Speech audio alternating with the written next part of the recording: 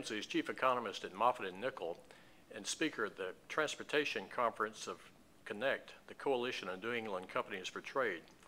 Walter, you mentioned that the United States needs to invest in transportation infrastructure in order to support its future economic health. Can you explain, please? Absolutely. The United States 30 years ago used to be half the world economy, and it was a market that everybody in the world would want to sell into. But today, the U.S. economy is only 20% of the world, which means the rest of the world economy is 80%. It's a market that's 4 times larger than the U.S., and so if the U.S. invests in the infrastructure to be able to sell into this larger global market, it creates more opportunity across the board for U.S. companies and industries. Well, where is the greatest opportunity for return? In transportation? Yes. I think the first place is clearly on the traditional transportation or freight movement infrastructure. And really this should be our priority for infrastructure investment, because as the U.S. can sell goods to other countries, this generates the revenue that can be used to invest in infrastructure across the board. So our priorities really are transportation infrastructure into the ports, into the highways, and in support of railway movement. How does this support the United States' comparative advantage in, say, agriculture and capital-intensive goods? Right. Amongst the top candidates for U.S. exports are bulk products, particularly agricultural bulk. But agricultural bulk is not a very high value per ton commodity, say, compared to consumer goods that are imported. And for those products to have a large enough market, the cost of transportation has to be lower. Investment in infrastructure that allows the U.S. to sell or ship bulk products to a much larger regions in the world are those that would produce the higher return. Well, how good of a job is the United States in doing right now in investing in the transportation infrastructure needed to move these goods? Well, those of us who work in the transportation industry don't feel very well supported at all. And when we do look around at critical parts of U.S. infrastructure that have been used for a very long time for freight movement, like the Mississippi waterway, it's very difficult to say that we're doing a good job. In fact, I'd say the opposite.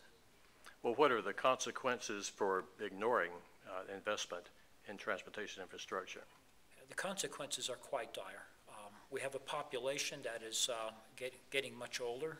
By the time we get to the end of this decade, close to 30% of the population will be of retirement age, and our Social Security system is already stretched.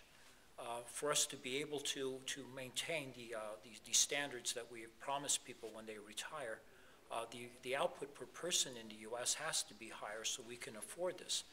And for us to achieve that, the productivity increase that's necessary isn't just simply having the infrastructure there to allow workers to be more productive, but to have the infrastructure there to allow products to be sold to a larger world market and therefore pay for the infrastructure, allow the labor force to earn the income, which would lessen all of the stresses on our public sector finances.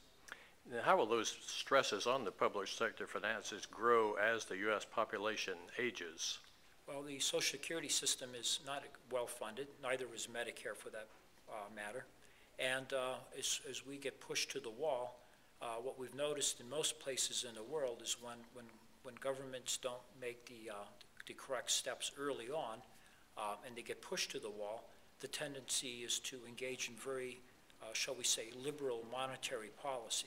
In other words, print a lot of money which carries the risk of a high rate of inflation. This is something that we're seeing already in Europe. As Europe has had to deal with the debt crisis, the European Central Bank has had to print euros to buy the debt of the countries that were struggling in order to lessen the financial pressures. But now we have a lot of money floating in the economy, and with that comes a risk of very high inflation.